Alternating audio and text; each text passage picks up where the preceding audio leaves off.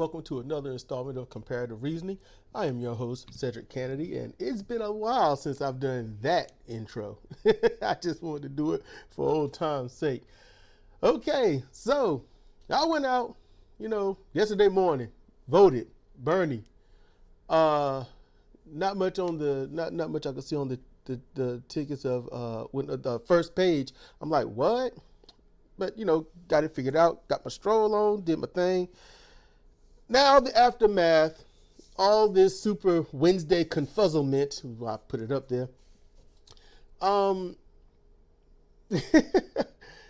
Okay, so I decided, look, I'm gonna check the stuff, right?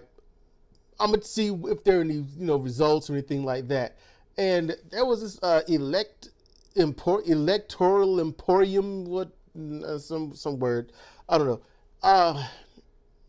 And everything they said, they kept saying Biden won by a margin, or Biden won by a sweeping edge, commanding lead, comfortable lead. They gave like 3 areas to Sanders. And they said at one point, I checked, it was around, I think it was about 7 o'clock when I checked, and it said that Warren lost Massachusetts by a slim margin. Then I checked later and it said she won. And then I checked, and when I checked that one, it was about 7:10. All right, about 10 minutes later. And then I checked after getting some breakfast. I checked and it said I think that was about 7:44, and it said that it's too early for results. I'm thinking you done gave 2 conflicting results, and I'm sitting here like, this is all Biden favoritism anyway. So I was annoyed by that. And then when it comes to Twitter, you know what? Twitter should be left to what it's meant to be. And that is just simply a place where you post your updates. People can see what you're doing, when you're doing it in real time, and move on. But people on Twitter try to get as much of an argument out as they can and think that's going to be enough to sway anyone. I got into my little Twitter thing, and it was like, I was like in a mood, all right, yesterday. If anyone saw my tweets, I was in a mood. I was upset. My mind was, I'm going to shut this down. You try to make an argument, and I'm going to shut it down. I do not like foolish back and forth, tit for tat, wit for wit debates that go nowhere except for who owns who. So on Twitter, I had to unfollow Angela Flynn. Now, I'm going to try to say the word properly. I think I'm saying it properly. There's confliction on that too. But due to gerrymandering, not Jerry, but gerrymandering, I didn't know if I was in her district or not. And the Republicans got control of the gerrymandering here. So, I was in her district, and then I wasn't. And then I was. And then it was so much on the line that I didn't know one way or the other. Angela Flynn was running, in the North Carolina district, and she knew where to canvass. She knew where to go and get the people's vote. She knew where to go. But there was some kind of late term gerrymandering going on. So in the last month and a half, she was not on the ballots because she was no longer in the district. They moved it that's why they had it right there on the line of districts. So they moved it just enough to push her out. So that means she wasn't on the ballot. She had no time to run for anything else. Now, I couldn't vote for her, but I did vote for someone that she said she was supporting, but that was before I even knew she was supporting that person. I just figured I seen this person's name. I can't recall seeing an R beside him. And I can't recall ever hearing any minute thing negative, although I haven't heard any ads. But if they hate somebody, if they're progressive, they're going to run some serious ads somewhere, and on YouTube they find me. So I'm like, okay, because there are no ads against them, most likely he's establishment or, how can I say, establishment light or whatnot. So it's better than a Republican. Although right now, what's the difference? In all honesty, I'm starting to get to the point, what's the difference between a Democrat and a Republican? You know? Now, with so many conflicting results coming in, I'm like, I don't know what's real, what's not real, and that's part of their plan. But here's the other part of their plan. They're going to tell you that Biden won. That's the point. Biden won everything. Now, Bloomberg got annihilated everywhere he went. Every place was like, I think the highest he got was 6%. No matter what state, 6%, that was the highest. Bloomberg spent $500 million. Okay, $500 million. All right, for those, look, for the most proper speaking people, it's $500 million. And for my unwashed masses, all right, those that I am most with, it's $500 million. All right. And for those that's like, I want to be with the unwashed masses, but I want to appear as clean as possible, it's $500 million. All right. That's a lot of money to buy your way into the election. Angela Flynn, this guy, let me explain something else. This guy wrote this. He wrote on Twitter, I don't have it up here, I just remember what he said. You have to buy a house before you decorate it. So Angela Flynn was like perfectly said. She's supporting that. And I wrote, that's exactly what they're doing. And because of that, we're under their roof, therefore under their rules. Now that's not going to get any traction, but still, you make an analogy like that, come on. Yeah, you got to buy the house before you decorate it. And they bought the House, the Senate, and the White House. And Bloomberg knows it. Look, before I move on, let me tell you something. Do you know the other reason why Bloomberg is running? Because President Trump has set the precedent. The president set the precedent. And that is, you can keep your money, your businesses, and possibly seek to start new ones and still be president. Bloomberg wasn't going to get into this and close his stuff down. You keep that in mind. I'm going to keep my money. I'm going to blatantly break every emoluments clause, which should get me disqualified. And I'm going to buy my way in. And I'm going to say I apologize for this stuff. But imagine stop and frisk on a federal level. Just imagine that. And I got Benjamin Dixon loaded, but I was like, you know what? I could listen to him first. Maybe I should listen to him first. But no, I don't want anything I say to be tainted by something that I wouldn't have thought of otherwise, because then it'd be in my head after listening to him. And I want my words to be as genuine as possible. So here's the thing. The establishment, they're going to lie, okay, to kill the morality of the voters. Now, they're going to say, look, before this was happening on Twitter, it was, don't give up. Don't give up. Have hope. Let me tell you something. I think that's dumb as shit. And I'm going to tell you why. The reason I think it's stupid is because you go out there on Tuesday and even days before for those that were able to early vote. Much respect, and I encourage early voting. But it's Wednesday.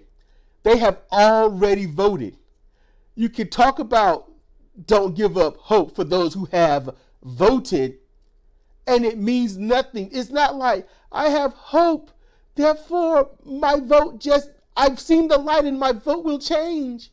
Or, oh no, they're going to actually change things because I have hope. Yay. It don't work that way. It has never worked that way. Having hope in what's already been done is dumb. It is. What they should say is, for those who have not voted in your states, have hope. Don't change your mind and try to go with what you assume the for sure winner is, because that's how you lose. That's how the Democrats have lied. Okay? See, the thing is that they want to kill the morality, not of those who's voted, but those who will vote. And that's their target. Because if they come out and say, well, Biden's won, you're like, oh, man, damn. Well, Biden's won, man. Sanders just ain't. Yeah, Warren ain't going to make it. Sanders ain't going to make it. Tulsi ain't making it. You know what? Might as well just go ahead and vote for Biden or Bloomberg. Well, I vote Biden because, and it's like, wait a minute. Y'all need to shut up. Stop that stupid thinking. Because that's what they want. That's what they're trying to get you to do. If your state hasn't voted yet, you chill. You don't wait. All right, you don't wait. You say, hey, I already plan to vote Bernie. You vote Bernie. And if you know in your state, let's say 90% of the people is going to vote for Biden, vote Bernie anyway. And so you might ask, well, why vote for Bernie if he's losing? Because that's your vote. That's your vote. That's you. Are you someone that stands by your principles, your policies, your needs?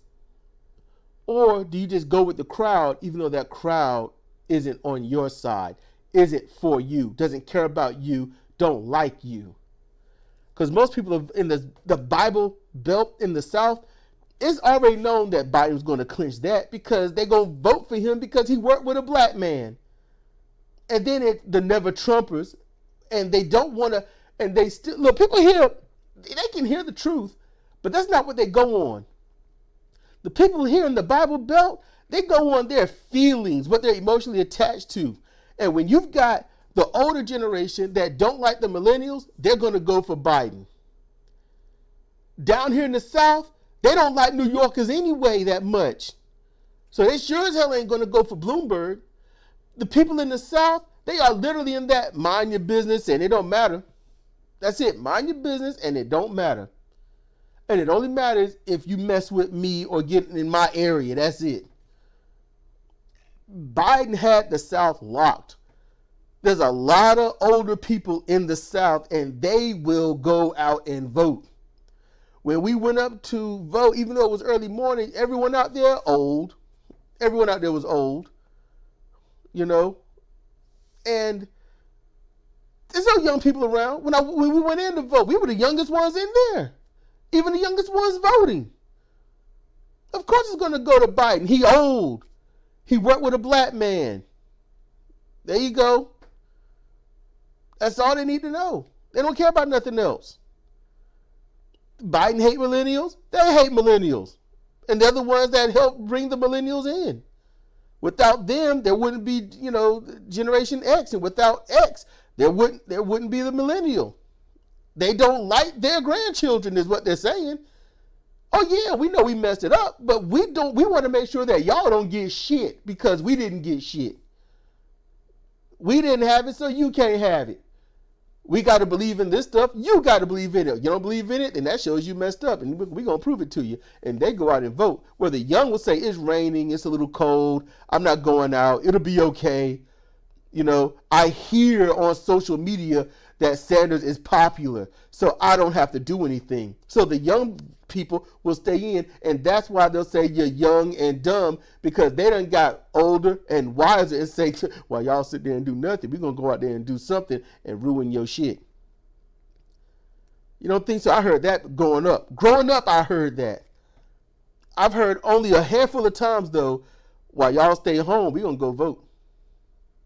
Only a handful of times have I heard that growing up, and that's like before I was 17. Literally after 14, but before 17. I heard it spaced out through then. Okay. And so now the object is to win. Think about this. They're going after the delegates. All right. That's it. The delegates. The delicate delegates. That's who they. I know that's childish. Fuck it. It's funny. So it's funny to me. So that's the whole point.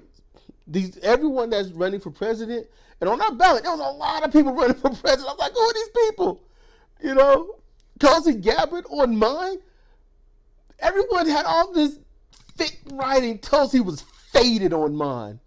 Warren was not in bold print either. It was in that little thin Arial print.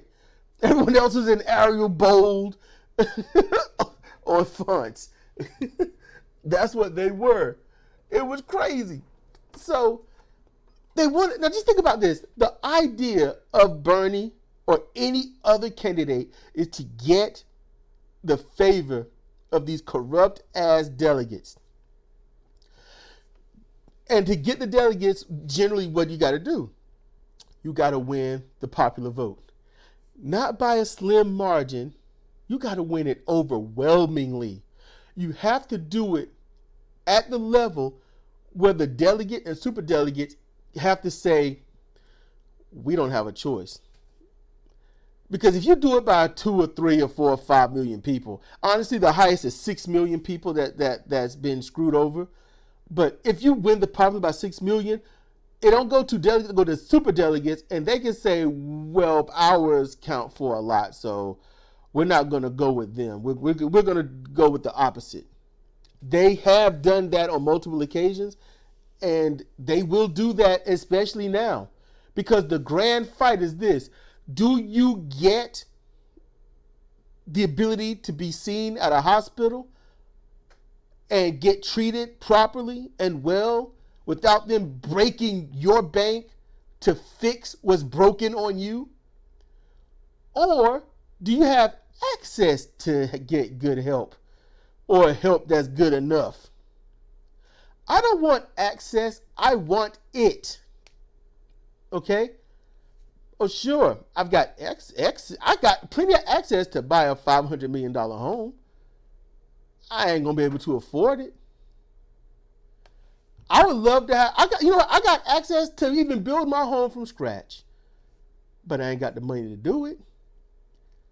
And that's why Elizabeth Warren is someone I didn't want to go with, because she went from you should have it all because you're paying to it anyway to give you access to it. No way. No. All right. So just think about that. They want to get that and take it away from you, the people. Just come on. 6 million people go out there and say, I want Bernie. And they say, well, yeah, I know he won by 6 million, but we want to keep our jobs and we still look favorable to the DNC if we screw you over and go for Bloomberg or Biden. That's what they did 2016. They screwed Bernie over and promoted Hillary only. And when all that was found out, people said, no way. Now, people like Angela Flynn, and yeah, I'm using her for example because this is heartbreaking. She voted for Warren, and it won't for policy. It won't for policies because Angela Flynn is a feminist. I didn't know how hardcore a feminist she is, but she's so hardcore. Because at first, you know who she was for? She was for Bernie. She was for Bernie Sanders. And then at some point, she went for Elizabeth Warren. I don't know when. I don't know when. At first, she was for Bernie. Now she's for Warren. And I'm like, what happened? She's a feminist. She's for Bernie. All his policies and everything. And Elizabeth Warren was her close second. Maybe at some point she just said, hey, can't tell them apart. I'm going to vote for the female. Now, in that case, that's good. Okay? If that's the case, fine. Because if literally their platforms are the same, their drive and goals are the exact same, it don't matter which one you vote for. It really don't. Now, right now, what's being said, going on what Benjamin Dixon's title was, and I'm going to read it because he was making sure to say this online a lot. Talking about Joe Biden, the man who confused his wife and sister almost wins Super Tuesday. He's going to talk about that for 32 minutes, and then he's going to shield for his patron and patrons only stuff. And that's when you get the real Benjamin Dixon. And I'm like, I get it. You got to get money. You got to make money. But at the same time, how do you keep a movement going if you turn your message esoteric and only financially esoteric? He says a lot in the opening and you get the grand picture. But at the same time, being in charge, this is a movement. And when you capitalize the movement, it's just bad. I think that's just bad. I can't see myself doing that. I would just be like, look, if I got all this wisdom and knowledge, and it's at a clutch moment like this, then I cannot bogart it. I can't divide. I have to say, hey, everyone, listen. Please spread the message. Yada yada yada. That's what I want to do. I got another point that keeps floating in and out of my head. It jumped in there and it keeps leaving and is aggravating. And I got other stuff I am doing, and I can't stand having to stop and go, and then render it all together. I don't like doing that.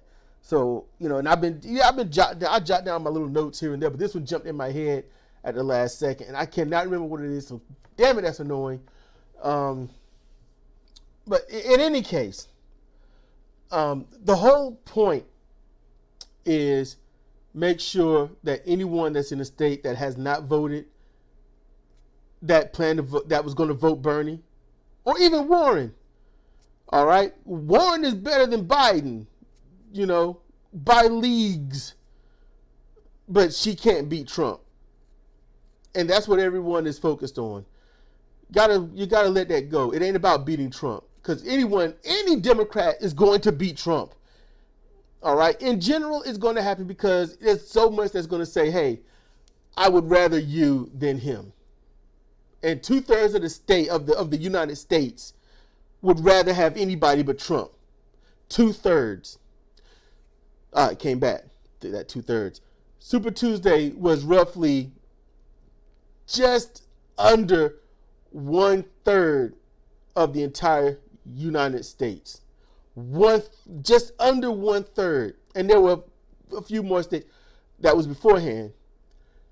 Even if by chance Biden won each and every one of those, that does not discount Bernie Sanders. It doesn't. So hope is always there. And if we get screwed, mostly we screwed ourselves. And I'm going to tell you why. And then I'm going to get up out of here. The reason being, we watch our shows and we don't go past that. If you're a Bernie supporter, it's not about raging at people. It's not about you're stupid, or since some can't type for shit, or stupid, or dumb because voted for someone else that's not Bernie. So that's not going to make it. When you listen to these programs and you are all Bernie hype, go talk to those that you know are not. And you can talk to them and ask them simple questions. Very simple questions. Who are you voting for? Why are you voting for that person? And ask them, do they know the policies of that person? And then ask them, do they know the historic policies of that person, what they have actually tried to do, and what that truly means? Ask them if they know what's going on, or if they only hear what's going on. Because there's a difference between what you take in and run with, and then what you discover and learn, and then you re-rationalize and make a more informed choice. Most people aren't uninformed people. They're ill-informed people. When you watch a movie and you see the whole parent-child or whatnot dichotomy thing going on, the child usually has more respect for the parent that's the most consistent. even if that consistent parent's got some flaws, some bad flaws, they go with consistency because they can trust consistency. Bernie Sanders he's not perfect. He's not the greatest, but he is absolutely consistent in his message, his desire, and his needs. When you hear about anything that points out his policies, share that with your friends, or sit down and talk with your friends, your family, even your quote-unquote enemies. Talk to them. Have a decent conversation. And I know it's hard because you get passionate. Sometimes you get fired up and they'll say something. And that is their job. Their job, because you know a comic book villain when you see one. They're the ones that will throw out the insult before anything decent. They're the ones that become tribalistic quick. It's not about what's best. It's about, you need to agree with me because that's where I am. Those are comic book villains. Every single one of them. That's what that's what happens. And you can hear it come out. And at that moment, you can either say, I am not about what you're doing right now. Can we please have a decent conversation? And they'll most likely try to get, I'm having a decent conversation, but you're not. Even though they're the ones raging and insulting you. And you can just say, didn't you do this? Didn't you do that? And how do you know you're dealing with a coward? Someone who is scared to death because they're the ones that want to run away from you. If you stay rational, you hold them accountable for their words and ask them gentle, decent questions about where they're going, why they're going, in terms of voting. And, let them know, hey, I'm for Bernie because of these policies. He's fought for these things for 40 years. He's done this and that, yada, yada, yada. Can you give me 5 policies that who you're voting for is in favor of and has enacted, and in general, how has that person being in their position of power helped you, and can you link how it's helped you? What have you gained to what they've done? Can you link it? That's what's best to do. I know it's hard. I know. If you listen to my interview with Nick Infante, I know it's an hour long, and I get it. But all you gotta do, if you can make it 14 minutes, you average. You all right. And you've probably gone above and beyond the Call of Duty if you listen to that. I went an hour. I was privy to certain things, but that's what helps some people actually do a vote. They're privy to certain emotions that's not real. That's the scary part. I voted for Bernie Sanders, and I'm hoping that I can vote for him again in the general. And I hope that you spread the message and not simply listen to the message and move on and do some other random stuff. Talk to people. Explain. It's okay. And don't have to be heated. I know it can get there, but try to diffuse it at all costs. It's okay. I'm going to get up out of here. I know I've wasted a lot of people's time. But as always, this is Cedric Kennedy. And from the bottom of my heart, honestly, thank you for listening. I really, truthfully appreciate it. And I appreciate your time. Thank you.